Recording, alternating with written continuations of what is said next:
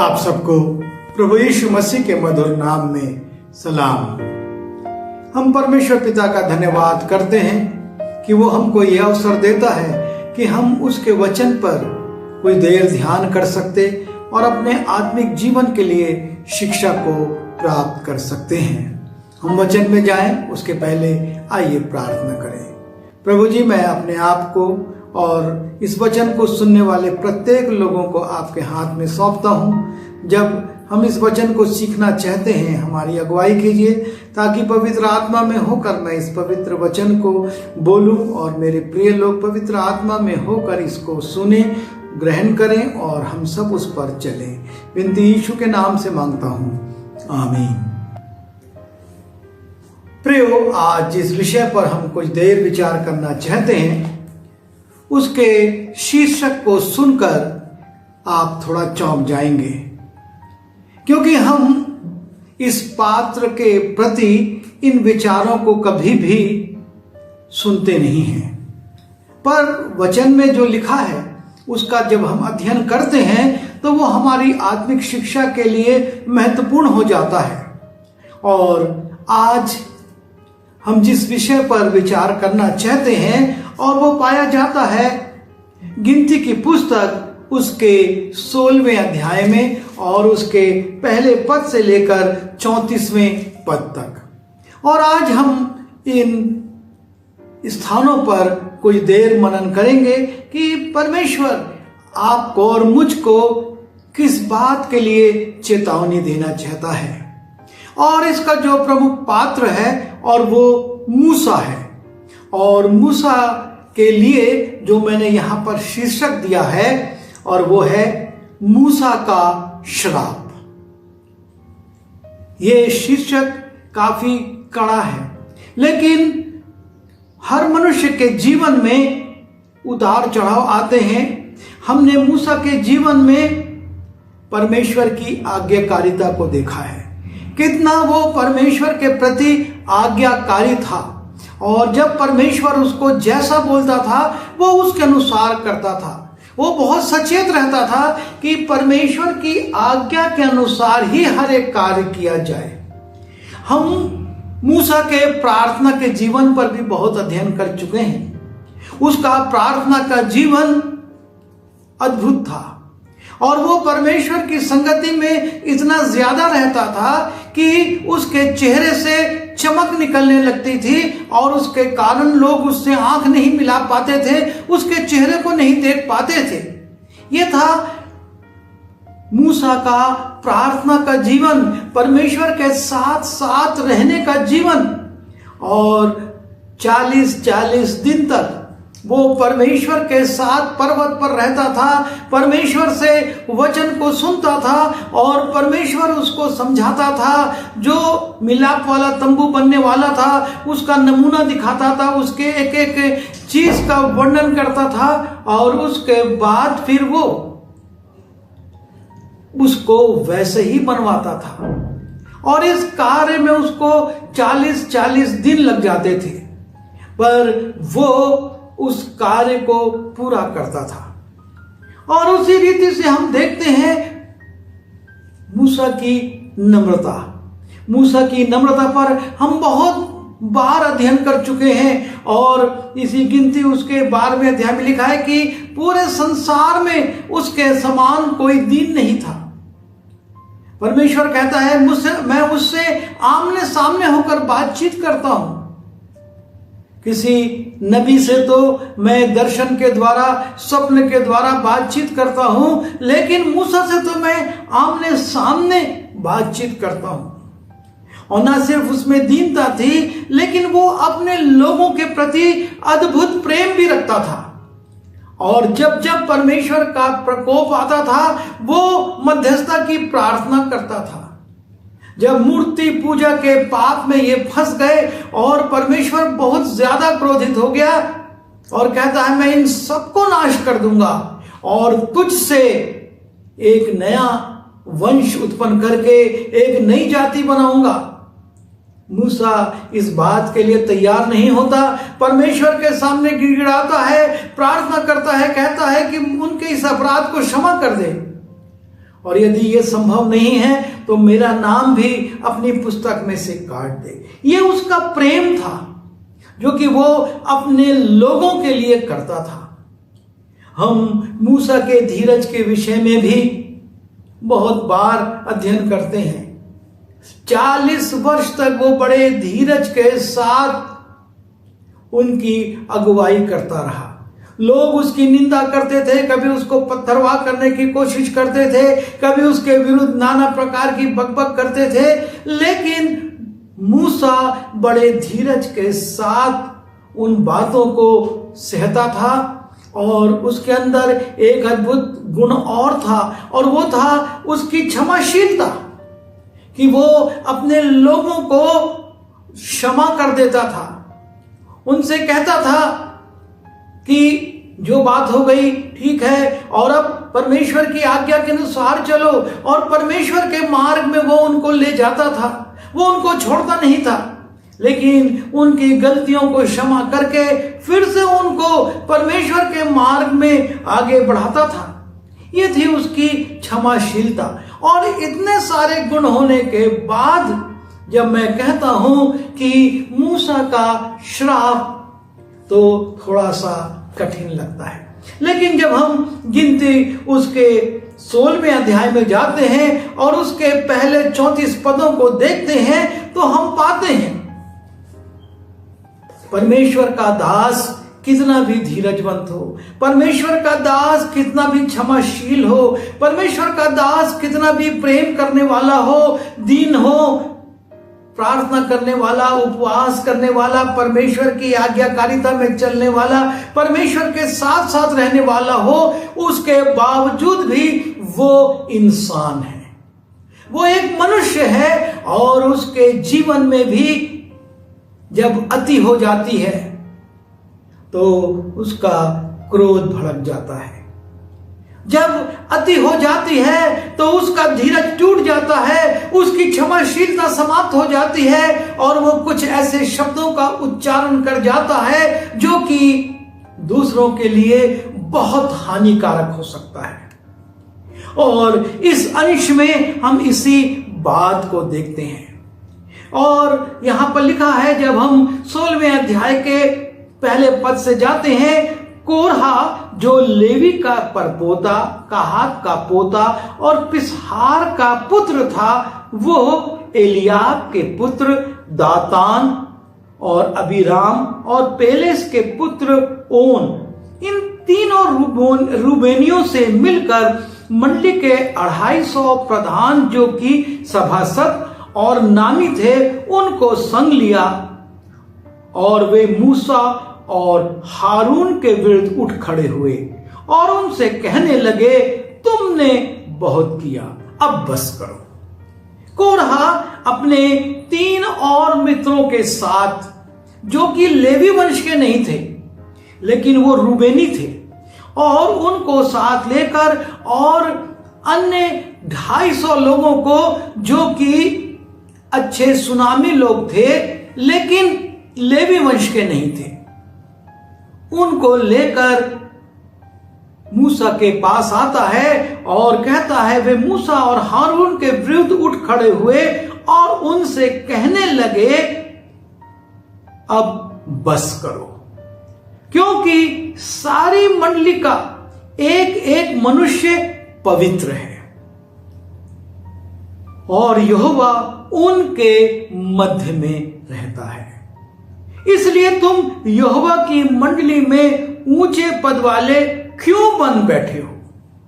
वो मूसा के पद को चुनौती देता है कि तुम स्वयं ऊंचे पद वाले बन गए हो। तुमको किसने हम पर नियुक्त कर दिया? परमेश्वर इस मंडली में रहता है, परमेश्वर का एक एक जन यहां पर पवित्र है और परमेश्वर उनके मध्य में रहता है। फिर तुम्हारी हैसियत कैसे हो गई कि तुम ऊंचे पद वाले बनकर हम पर अधिकार चलाते हो? अब बस करो, तुमने बहुत मनमानी कर ली है। जबकि हम मूसा के जीवन के बारे में जानते हैं कि वो हमेशा इनके लिए मध्यस्थता की प्रार्थना करता रहा, इनके लिए परमेश्वर से क्षमा मांगता रहा, इनके लिए परमेश्वर की आज्ञाओं को लाकर इनको देता रहा कि इस प्रकार से तुम परमेश्वर के पीछे चलो। पर ये कोरहा और दातान और अबीराम और ये आ जाते हैं और कहते हैं कि तुमको किसने बना दिया हमारा अगुआ। और तब हम फिर से एक बार मूसा की दीनता को देखते हैं। जब हम चौथे पद को पढ़ते हैं, लिखा है, यह सुनकर मूसा अपने मुंह के बल गिरा। मूसा इन सब बातों को सुनने के बाद उनसे बहस नहीं करता, उनसे तर्क वितर्क नहीं करता, उनको आरोप प्रत्यारोप नहीं लगाता, लेकिन लिखा है कि वो मुंह के बल गिर जाता है। इतना दीन है वो। इन बातों को सुनकर वो विनम्रता से झुक जाता है। और फिर हम देखते हैं कि मूसा अपनी ओर से कुछ ना कहकर सारी समस्या को परमेश्वर के हाथ में सौंप देता है। वो परमेश्वर के हाथ में अपने न्याय को सौंप देता है और उनसे कहता है, फिर उसने कोरहा और उसकी सारी मंडली से कहा कि बिहान को यहोवा दिखा देगा कि उसका कौन है और पवित्र कौन है, और उसको अपने समीप बुला लेगा। जिसको वो आप चुन लेगा उसी को अपने समीप बुला लेगा। मूसा नहीं कहता कि तर्क नहीं देता कि मैं तुम्हारे लिए मिस्र में इस प्रकार से फिरौन के सामने खड़ा होता था, मैं तुम्हारे लिए जब लाल समुंदर सामने था खड़े होकर परमेश्वर से नहीं प्रार्थना कर रहा था क्या, और जब मार्ग बना मैं तुम्हारे आगे आगे निकला, उन खतरों को मैंने पार किया, और तमाम जो तुम बातें करते हो उनमें मैं तुम्हारे लिए प्रभु से प्रार्थना करता रहा, परमेश्वर से मध्यस्थता करता रहा। वो कोई तर्क नहीं देता, वो सिर्फ कहता है कि परमेश्वर तुमको बताएगा। वो कहता है कि परमेश्वर यह बताएगा कि पवित्र कौन है, कौन उसका है, किसको उसने चुना है, जिसको उसने चुना है उसको वो अपने पास बुला लेगा। और तब वो लेवियों से भी कहता है कि तुम क्या कर रहे हो, क्योंकि बहुत से लेवी भी कोरहा के साथ उसकी मंडली में चले गए थे और ये कहते थे कि ये मूसा अकेला क्यों, हारून अकेला क्यों महायाजक बन गया है, और ये मूसा अगुआ बन गया है, और हमारी कोई कीमत नहीं है, हमारी कोई वक़्त नहीं है। और इसलिए वो उनसे कहता है, जब हम 8वें और 9वें पद में, फिर मूसा ने कोरहा से कहा, हे लेवियों सुनो, क्या ये तुम्हें छोटी बात जान पड़ती है कि इस्राएल के परमेश्वर ने तुमको इस्राएल की मंडली से अलग करके अपने निवास की सेवकाई करने और मंडली के सामने खड़े होकर उसकी सेवा टहल करने के लिए अपने पास समीप बुला लिया है। क्योंकि ये जो कोरहा था ये भी लेवी वंश का था, और इसने और बहुत सारे लेवियों को जमा कर लिया था कि हम मूसा का विरोध करेंगे, हम भी याजक पद पर जाएंगे। और तब मूसा उनको स्मरण कराता है, परमेश्वर ने तुमको अपने सेवा के लिए, वो जो निवास स्थान है उसकी सेवा के लिए चुना है। क्या ये छोटी बात है कि परमेश्वर ने सब गोत्रों से अलग तुमको चुन लिया है कि तुम परमेश्वर के निवास स्थान की सेवा करो, उसके कार्य करो, और तुमको उसने अपने पास बुला लिया है। और वो आगे कहता है, और तुझे और तेरे सब लेवी भाइयों को भी अपने समीप बुला लिया है। परमेश्वर ने सबको अलग रखा, लेकिन लेवी वंश को अपने लिए चुन लिया था, और इसलिए तेरे सारे भाइयों को भी उसने समीप बुलाया है। और उसके बाद हम देखते हैं किस प्रकार से वो उनकी लालच को प्रकट करता है 10वें पद में, और इसी प्रकार से 11वें पद में, और इसी कारण तूने अपनी सारी मंडली को यहोवा के विरुद्ध इकट्ठा किया है। हारून क्या है कि तुम उस पर बुड़बुड़ाते हो। और उसके पहले 10वें पद की आखिरी लाइन में कहता है, फिर भी तुम याजक पद के खोजी हो। ये लेवी से कहता है तुम याजक पद के खोजी हो, जबकि परमेश्वर ने हारून को बुलाया है। वो भी तुम्हारा भाई है, लेकिन परमेश्वर का चुनाव है, उसने तुमको बुलाया। और जब बकझक होने लगी थी, परमेश्वर ने कहा था कि तू बादाम की टहनी को ले आओ और बाकी लोग भी लाओ हर एक गोत्र से और रख दो। और 12 टहनियां रखी गई थी और हारून की टहनी में फूल और फल आ गए थे। और इस प्रकार परमेश्वर ने अपने चुनाव को प्रकट किया था। उसके बावजूद भी ये लेवी याजक पद की लालच में है।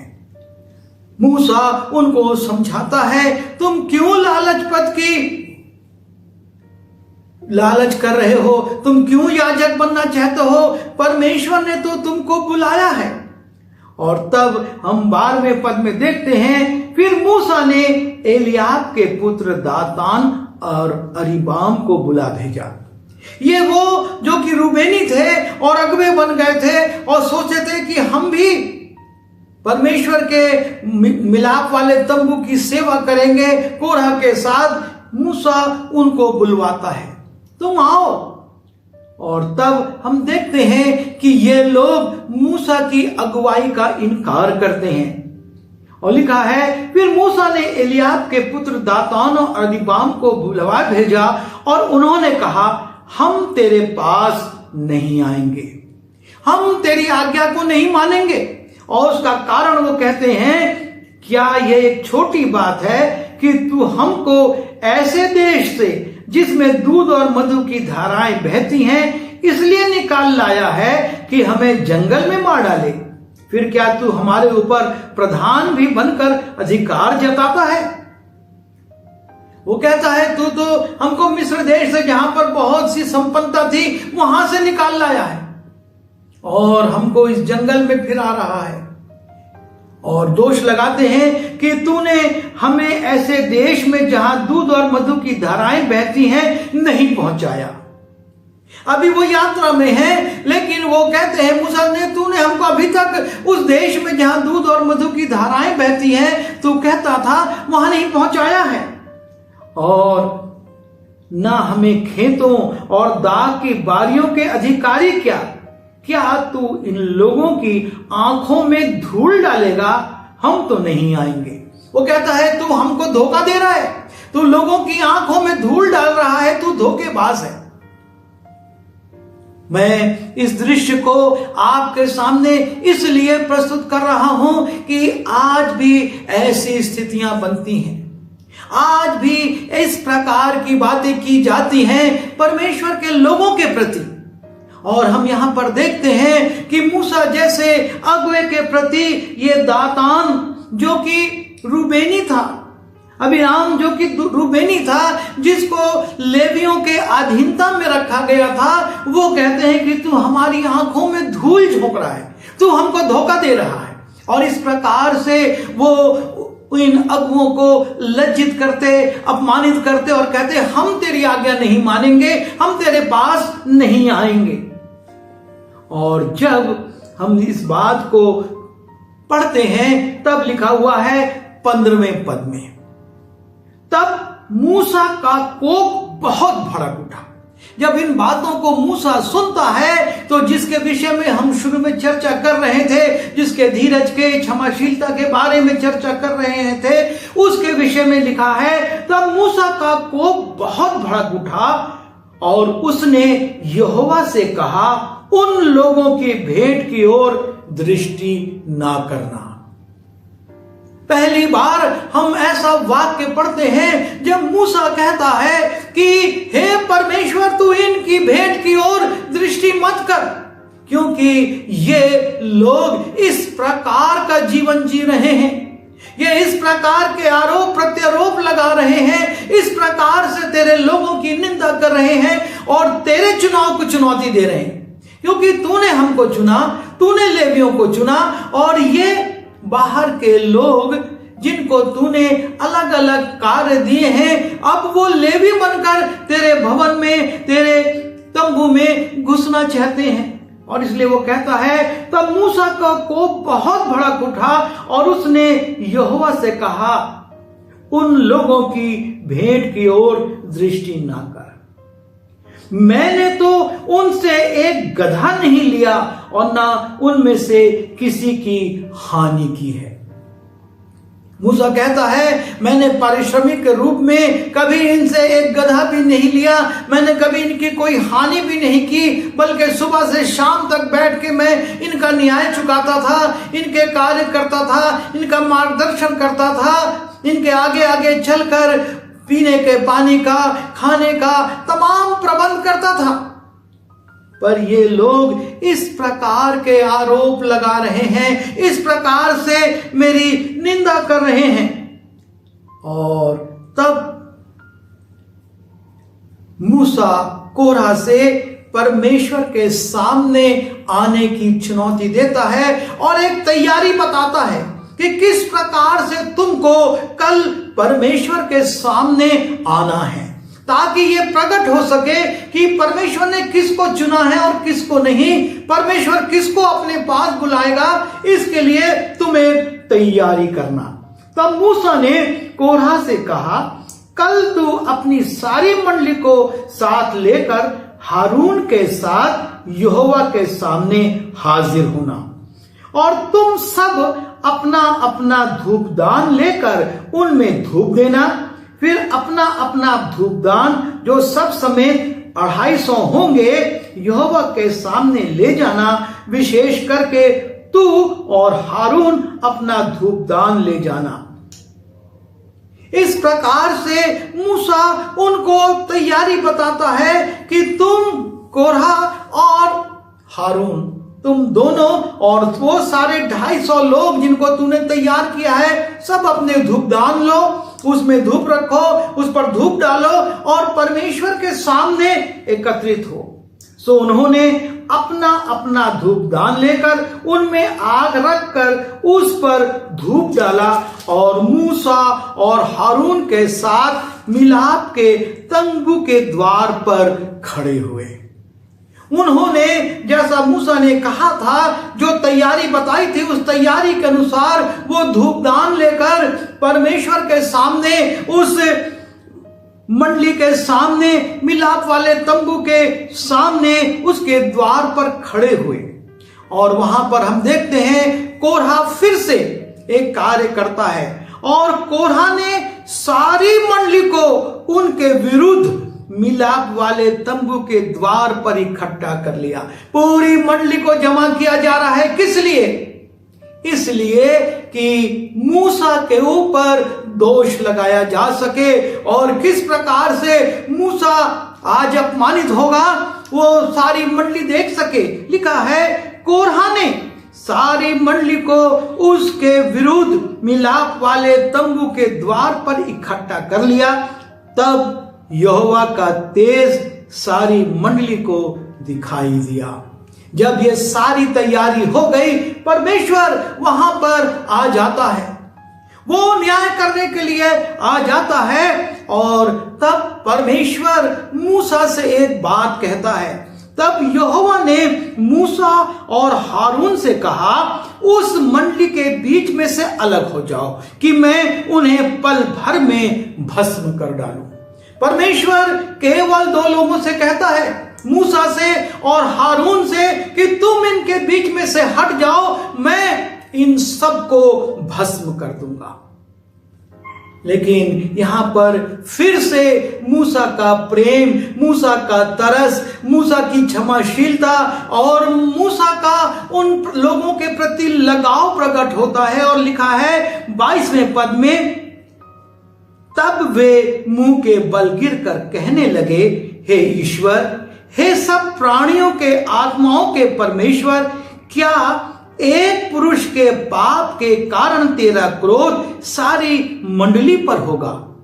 एक व्यक्ति कोरह ने एक सेना तैयार की है, एक मंडली तैयार की है, 250 लोगों को तैयार किया है कि और उन्होंने हमारे विरुद्ध बलवा किया है। लेकिन सिर्फ क्या इस कोरह के कारण ये पूरी मंडली को तू नष्ट कर देगा? तू तो हर एक प्राणी की आत्मा को अपने वश में रखता है और इसलिए तू ऐसा ना कर। वो लिखा है मूसा और हारून मुंह के बल गिरकर परमेश्वर से प्रार्थना करने लगते हैं, परमेश्वर के मध्य के बीच में आ जाते हैं, मनुष्यों इन मंडलियों के बीच में और परमेश्वर के बीच में ये है ताकि मध्यस्थता की प्रार्थना करें। जो घटनाएं घट रही थी, जो क्रोध मूसा को आया था, उसके कारण तो उसको कहना था ठीक है प्रभु, आज तू अपना तेज दिखा दे और इनको बता दे, लेकिन वो ऐसा नहीं कहता। वो कहता है इन लोगों को क्षमा कर। और तब हम 23वें पद में देखते हैं, लिखा है यहोवा ने मूसा से कहा इस मंडली के लोगों से कह कि कोरहा, दातान और अबीराम के तंबुओं के आसपास से हट जाओ। परमेश्वर कहता है इनको कहो कि एक अलगाव का जीवन ले आए। ये 3 लोग जो कि गड़बड़ी कर रहे हैं, निंदा कर रहे हैं, दोष लगा रहे हैं, इनके तंबुओं के पास से तुम हट जाओ। तब मूसा उठकर दातान और अबीराम के पास गया और इस्राएलियों के वृद्ध लोग उसके पीछे हो गए। और उसने मंडली के लोगों से कहा तुम उन दुष्ट मनुष्यों के डेरों के पास से हट जाओ और उनकी कोई वस्तु ना छुओ, कहीं ऐसा ना हो कि तुम भी उनके सब पापों में फंसकर मिट जाओ।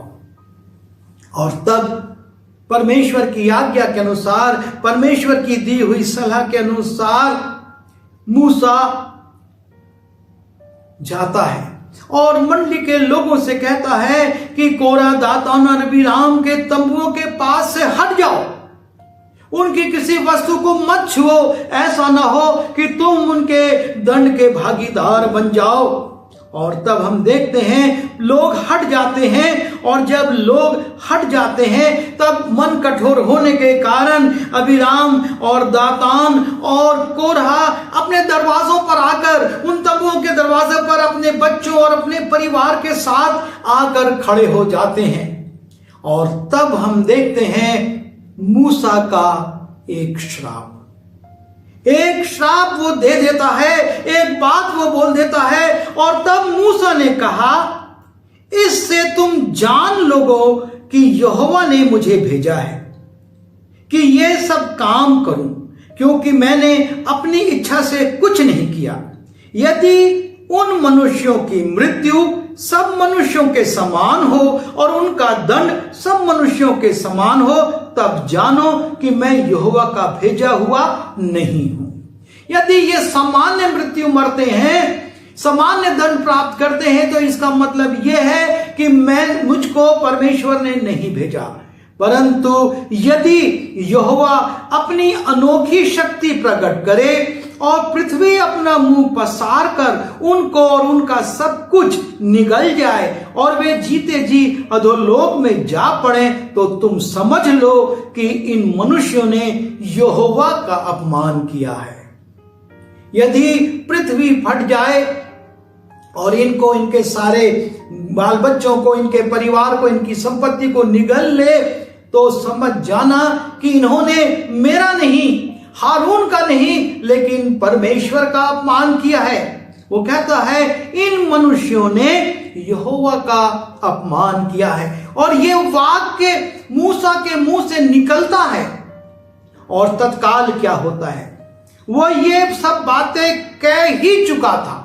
मूसा ये सब बातें कह ही चुका था कि भूमि उन लोगों के पांव के नीचे फट गई और पृथ्वी ने अपना मुंह खोल दिया और उनका सारा घर द्वार का सामान और कोरह के सब मनुष्यों और उनकी सारी संपत्ति को भी निगल लिया।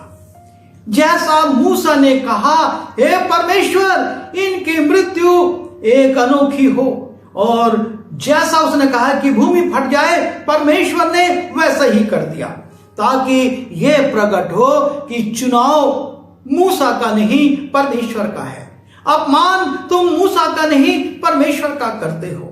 और लिखा है कि और वे और उनका सारा घर बार जीवित ही अधोलोक में जा पड़ा। कोरह और उसके साथ जिन्होंने विरोध किया था, लिखा है वो सब जीवित ही अधोलोक में जा पड़े और पृथ्वी ने उनको ढांप लिया और वे मंडली के बीच में से नष्ट हो गए। परमेश्वर ने अपनी अलौकिक शक्ति से उन लोगों को नाश कर दिया और लिखा है, और जितने इस्राएली उनके चारों ओर थे वे उनका चिल्लाना सुनकर ये कहते हुए भागे कि कहीं हम भी पृथ्वी के द्वारा निगल ना लिए जाएं, कहीं पृथ्वी हमको भी ना निगल ले। और वो चिल्लाने लगे और भाग गए। मूसा जो कि इतना प्रेम करता था, लेकिन एक समय आता है जबकि अति हो जाती है और उसके मुंह से कुछ बातें निकल जाती हैं और परमेश्वर वैसा ही कर देता है। और इसलिए कोई भी काल हो, कोई भी समय हो, कोई भी स्थान हो, मनुष्यों को इस बात के लिए सचेत होना है, क्योंकि ये बातें बाइबल में इसीलिए लिखी गई हैं, ये घटनाएं इसीलिए दी गई हैं कि आप और मैं सचेत हो जाएं, परमेश्वर के लोगों के विरुद्ध बोलने से सचेत हो जाएं, परमेश्वर के हाथ में न्याय छोड़ दें।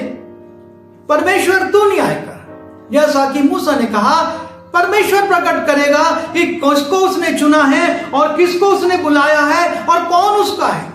वो कहता है मैं अपने आप प्रकट नहीं कर सकता, मैं अगर प्रकट करना चाहूं तो मैं कुछ भी नहीं हूं, पर परमेश्वर इसको प्रकट करेगा और परमेश्वर प्रकट करता है। परमेश्वर ने कोहरा और दातान अबीराम को जिस रीति से नाश कर दिया, वो आज भी एक दृष्टांत के रूप में हम पढ़ते हैं और सीखते हैं। और ये घटना मूसा के जीवन की एक बहुत ही अद्भुत घटना है, जब उसने अपने लोगों के विरुद्ध ये बोल दिया कि इनकी भेंट को ना ग्रहण करना और अद्भुत तरीके से, प्रभु साधारण तरीके से नहीं पर अद्भुत तरीके से इनको दंड देना। प्रभु हम सबों को ऐसी बुद्धि दे, ऐसी शक्ति दे कि जाने अनजाने में हम ऐसी गलतियां ना करें जो हमारे लिए, हमारे घराने के लिए हानिप्रद हो जाए। गलती कोरा ने, उसकी साथियों ने की थी, लेकिन पूरा घराना जीवित ही अधोलोक में उतर गया। प्रभु हम सबकी सहायता करे कि हम अपने प्रभु के हाथ में न्याय को छोड़ें, धीरज रखें। प्रभु अपना काम अपने समय पर करता है। आइए दुआ करें। परमेश्वर पिता, हमने मूसा के जीवन के बहुत सारे आयामों को देखा है, और एक पक्ष ये भी कि जब वो परेशान हो जाता है, बहुत ज्यादा उसके ऊपर प्रभु जी दबाव आ जाता है और लोग उसकी निंदा करने लगते और इस प्रकार से वो परमेश्वर के विरुद्ध भी उठते हैं, वो अपने मुंह से कह देता है। और प्रभु जी कोरा और उसके साथी जीवित ही पृथ्वी द्वारा निगल लिए जाते हैं। प्रभु वर्तमान में किसी का भी ऐसा अंत ना हो। हम मनुष्य हैं और बहुत सी गलतियां करते हैं, पर प्रभु तेरी क्षमा को चाहते हैं। तू दया कर ताकि प्रभु जी लोग अपने आप को तेरे हाथ में सौंपना सीखें। प्रभु जी समस्याओं को, सफलताओं असफलताओं को तेरे हाथ में सौंपें और संसारिक पदों, संपत्ति के लिए, संसारिक नाम के लिए किसी रीति से ऐसी गलती ना करें जो कि उन पर और उनके वंश पर हानिप्रद हो जाए। आप हम सबकी सहायता कीजिए। मैं यीशु मसीह के नाम से मांगते हैं, आमीन। आइए हम आशीष ग्रहण करें। अब परमेश्वर पिता का प्रेम, प्रभु यीशु मसीह का अनुग्रह और पवित्र आत्मा की सहभागिता इस वचन को सुनने वाले प्रत्येक लोगों के साथ यीशु मसीह के दूसरे आगमन तक बनी रहे। आमीन।